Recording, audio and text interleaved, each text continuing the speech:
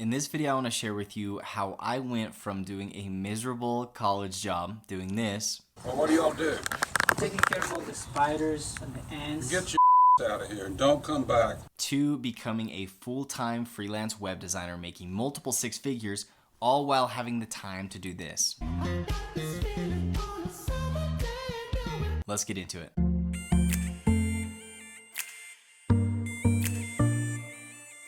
Welcome back to another video. If this is your first time here, welcome to my channel. My name is Payton Smith, and in this video I want to share with you my story of how I went from a struggling, frustrated college student to building my own freelance web design agency and being able to build a life that I really enjoy and am passionate about. This all started back in college. I was really frustrated. I didn't really enjoy college. I wasn't liking my classes. I was having a really hard time finding what it was that I wanted to do. Now, I come from a family where my dad's an attorney and my brother is an extremely successful salesperson. And so obviously I wanted to do something that could provide well for my family, but I didn't want to do that at the expense of doing something that I'm passionate about. And so to buy myself time while I was figuring out what I wanted to study, I chose to do a summer sales job with my brother so I could go out and get a little experience, maybe make a little money, and figure out what I wanted to do. And so I'm really grateful for this sales job. We knocked doors, we went door to door and sold pest control. And it was a great opportunity. And I'm grateful for this job because A, it taught me sales skills that have forever changed my life. And B, it taught me really quickly that I did not want to do that job for the rest of my life. So I did that job for several years, but anytime I had a spare minute, I was designing. I loved to design. I had just found Adobe Illustrator, which was a game changer for me. And I started to do little one-off freelance logo design jobs, not because they were great money, but just because I loved to do it. And that was kind of my first foot in the door to freelancing. And as I continued to do those logos throughout the years, I started to get more offers to design business cards and posters, and then eventually websites. And that made perfect sense to me because websites are kind of a higher value or higher perceived value service than just regular design. And so I started taking courses and I started learning about web design, and I built my first website in Wix. And after I did that and I got paid a few $100s, something clicked inside of me and I thought, this is what I want to do for the rest of my life. Now with college, I wasn't making any ground with any of my classes, anything that I was studying. The sales job was getting old, and so I knew that really quickly I was going to have to make a decision. Was I going to stick with the sales job that was paying pretty well, or was I going to abandon that and all of the security that came with that and go out on my own and try to freelance? Now, a decision needed to be made because I had just recently been married and we had our first child, and it was kind of decision-making time, right? Like, were we going to go out or were we going to stay home? And I remember very vividly being out at the park with my wife and our newborn and having this discussion saying, if we don't go out and do our sales job this summer, are we going to be able to make it? Are we going to be able to pay our bills? And honestly, I didn't know, but I knew that that was the moment that I just had to jump ship and go all in on my freelance business, mainly because I was losing so much passion for the sales job. I wasn't sure if mentally I could do it. And so that day there in the park, we decided that we were going to go full-time on our freelance business. So on May 14th, we officially launched Payton Digital. Now it's named after me mainly because I didn't know what else to name it. But that first month that we launched, things did not go well. I think we only made like $980. And so that was a big red flag to me and my wife. I'm sure to both of our families. It was a tough start because that one project that we got that month was from one of my roommates. And so really we were starting from scratch. And so those next couple months we really hustled. We tried to kind of network. My wife was so supportive, and I slowly started landing little projects here and there, $300 for a website here, $500 for a site there. And slowly we started to get a little bit of momentum. For the rest of that year, I worked super hard. I spent money on courses. I watched free trainings. I watched YouTube videos.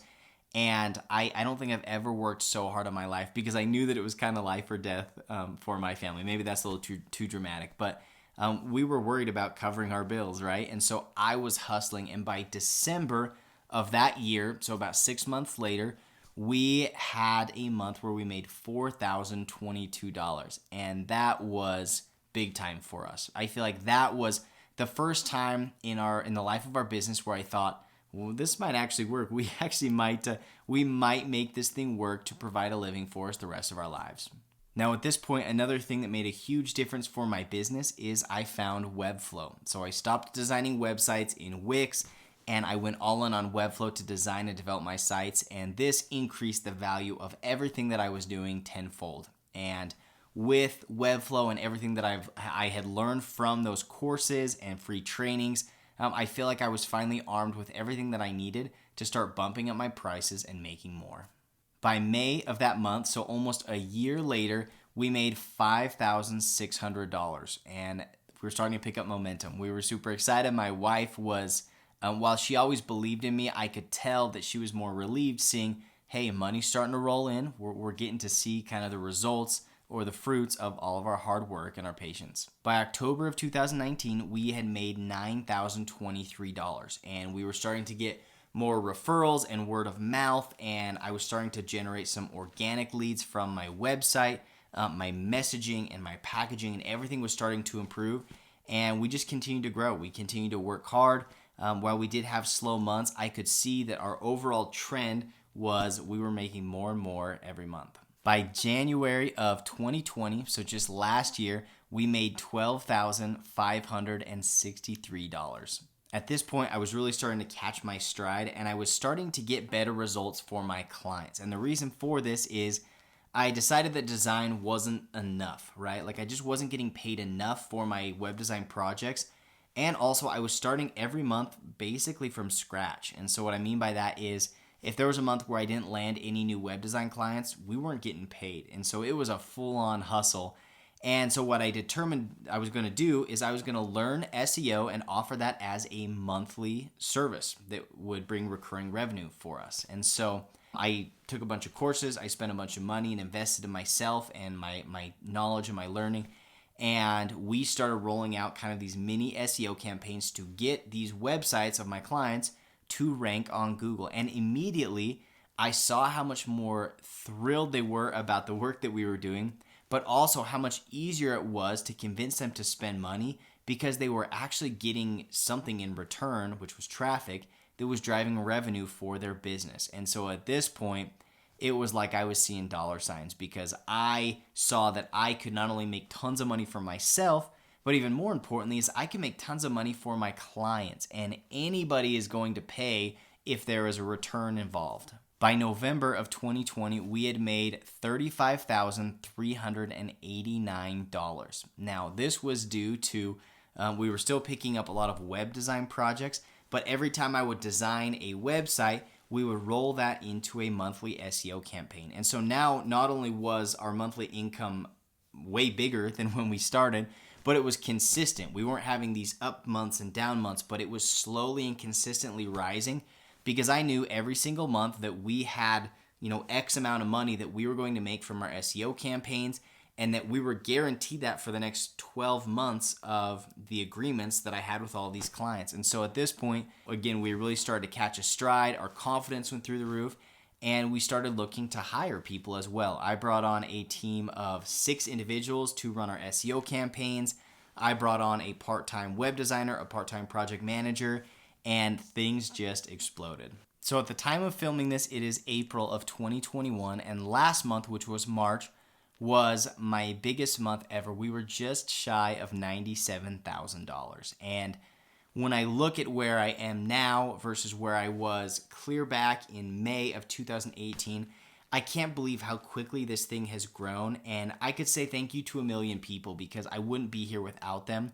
But also what I can tell you right now, if you're in a position where you're having a hard time finding clients or you're not making as much as you want, there are really just 2 things that you need to do in order to push yourself further and reach success. And that is, number 1, be flexible. Don't be so rigid in the fact that you're a designer, that you're unwilling to learn additional skills, whether that's SEO or sales or people skills or charisma or whatever it is.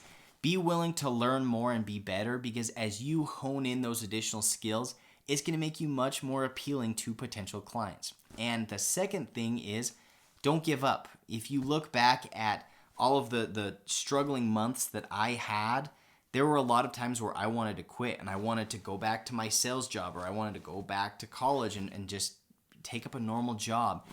And the only thing I can tell you is just put your head down and give it time to grow.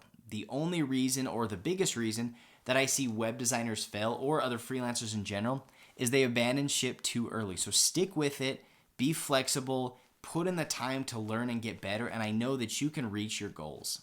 Now, if you found any value in this video, I would really appreciate it if you would hit that like button down below. As well, if you want to learn more about how to build your freelance web design business, how to get better as a designer, as an SEO, as a business owner, please consider subscribing to my channel as well. I've got new videos coming out every single week. Obviously, I don't really make much money from this channel, but I do love sharing my insights, because I wish that I had somebody that would just give me the roadmap and the shortcuts so I could kind of jump over all of the difficult months and get to success faster. And so please, down in the comments, if you have any questions for me or anything I can help you with, please feel free to reach out, and I will look forward to catching you in the next video. Well, what do y'all do?